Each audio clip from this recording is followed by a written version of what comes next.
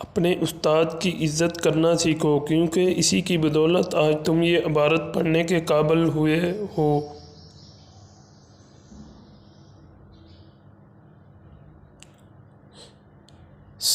سکندر اعظم کا قول ہے، میرا باپ مجھے آسمان سے زمین پر لایا، لیکن میرا استاد مجھے زمین سے آسمان پر لے گیا۔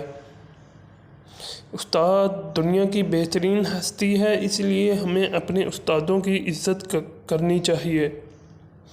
استاد کی عزت ماں باپ سے زیادہ کرو، کیونکہ استاد روح کی اصلاح کرتا ہے۔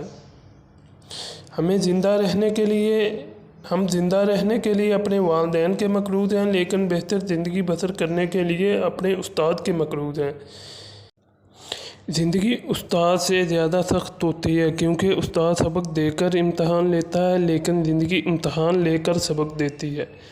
اگر کوئی یہ سوچے علم کتاب سے حاصل ہوتا ہے، استاد سے نہیں، تو اس نے ناکامی کی پہلی سیڑھی پر قدم رکھا۔ ہماری درسگاہ میں جو یہ استاد ہوتے ہیں، حقیقت میں یہی قوم کی بنیاد ہوتے ہیں۔ دنیا میں انہی لوگوں کی عزت ہوتی ہے جنہوں نے اپنے استادوں کا احترام کیا ہو۔